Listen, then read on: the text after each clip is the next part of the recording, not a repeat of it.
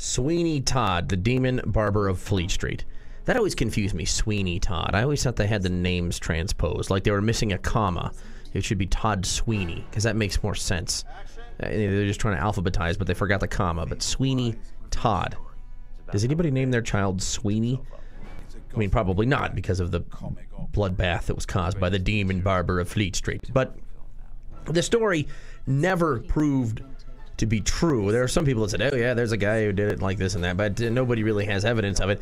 And it's just been told and retold, and we're humans, so we like dark, bloody stories, and we pass them on to our children. And here we have Tim Burton doing Stephen Sondheim's musical version of the story. And it just mystifies me at what they turned into musicals. I mean, some dude slits another dude's throat, and they're like, oh, you know what would be perfect right there is a cute little song. And there's a lot of songs in this. I mean, matter of fact, it's almost opera. Very little dialogue, lots of music.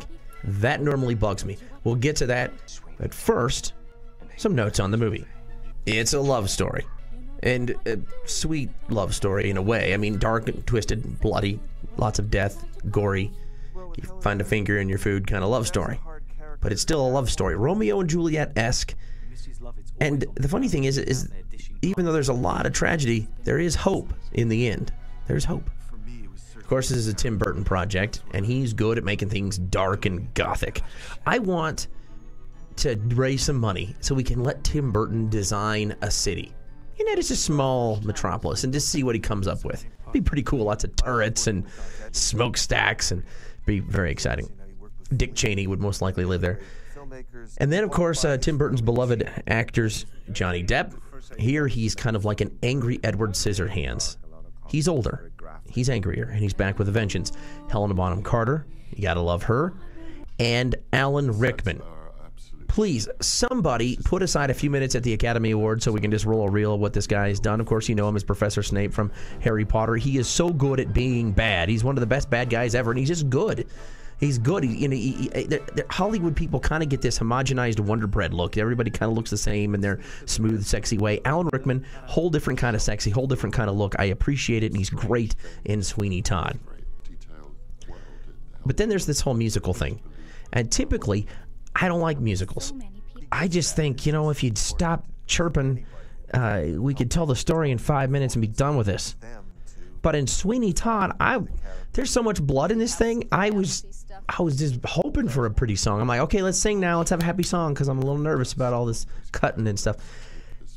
Yeah, it's amazing how they make this work, and they make it work. And I forgot to mention, forgive me, Sacha Baron Cohen is this. He's so good as a comedic actor. And that's the thing. There's comedy in this, as all musicals throw in a little bit of body comedy and such, but there's some decent comedy, but it's just so flippin' dark. And Johnny Depp is just so good at being pained and dark. And even though he has a goofy little stripe in his hair, which reminded me of that guy from The Great Outdoors who'd been hit by lightning 80 times, he's still, it works, being all dark and crazy. And then, of course, he gets together, and he and Helena Bonham Carter playing, I think it's Miss Lovett's Pies, and they start making pies together. The ingredients are somewhat questionable, but of course they bring up this notion in the story, hey, men and women devour each other in the street all day long.